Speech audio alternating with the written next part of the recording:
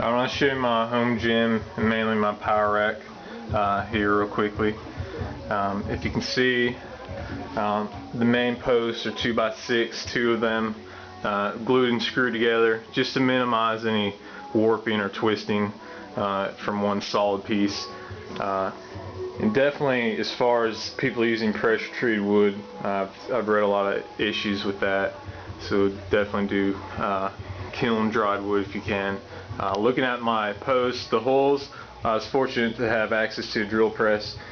Made it much easier, but it still took quite a bit of time as far as drilling the holes. Now, if you see a couple of my bar attachments, just some 45-degree piping elbows. The one thing that I would say is the downfall of this is it's metal on metal. So if you have a nice bar, it's probably not the best thing to put your bar on metal. But as far as the bar I have, it's pretty junky. I'm waiting to get a new one, so it doesn't bother me. Again, I have a couple of those just to put inside or outside. Safety pipes for benching, squats, you can move those. It's just a simple pipe that goes right through, no caps. Again, where this kettlebell's at, you see it kind of flares out about 1.5 feet, just to give it some stability from wanting to tip over. Cheap bench, again, I don't try to do a whole lot of weight. Make sure I have my safety bars in place. That's probably my next project, is to build a homemade bench. I've seen some pretty solid looking ones out there, and mainly use that just for sitting on after a rest. The base, I used I believe 2x8s, again bolted in. You can see the bolts there on either side, and then on the inside, instead of metal brackets, I made some 2x4s that I ended up notching out some holes. You can see one right here. I notched out a hole to put the bolts through, so that's bolted underneath, and then over here, same thing, 2x4 blocking notch screwed in there. Basically made my own kind of metal bracking that you might see. It's a little cheaper, it works about the same. One other option I really like that I haven't seen on many of them is a standalone part for bench.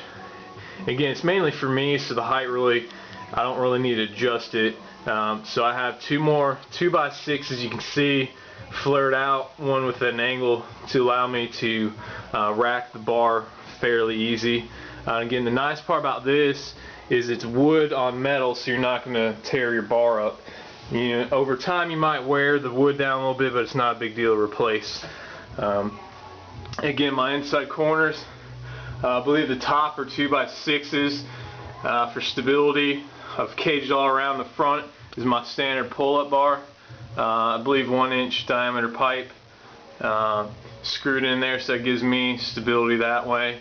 I do not have an underside. Some people put one underneath there. There's not a real need to do that as long as you have all the other points secured. I have some dip rings. The nice part, again, another homemade equipment I made, just some standard plywood. Made plywood, use a router with a circle jig I made, and then some round over bits, so those work well with dips. Again, I don't have the ceiling height to do much more than dips and maybe reverse pull-ups off the rings.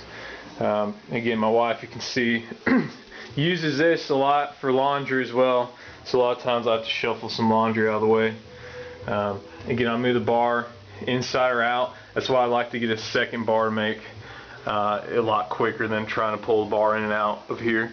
A few other things with my gym, I have more in the garage. This is just some, you know, it's a small 11x11 room, so I fit what I can. Some bumper plates on the floor, those are good.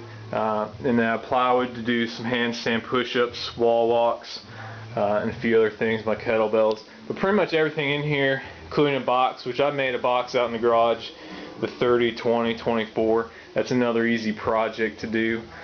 So there's plenty of ways you can save money just by thinking it through or finding stuff online. Again, it works out. I've had it for about over a year now. I have no problems with it. Again, you probably can't really do violent kipping pull-ups or anything like that, but for straight pull-ups, for me, works pretty good.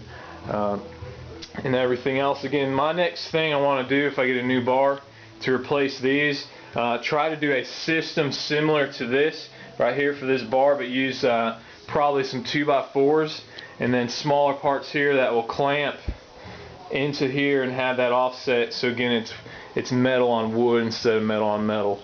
So I'm looking into trying to find a better option to keep from tearing up my bar. But again, like I said, the bar I have now is just a cheap one I got to play against sports, so I don't really care if it breaks.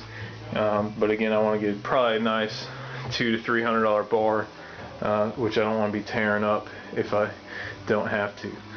So hopefully this helps you out and sparks some ideas. Again, it's not crazy challenge. It just takes a little bit of time setting it up, depending on the way you support. That's pretty much the difference in most of the power axe, is how you support it.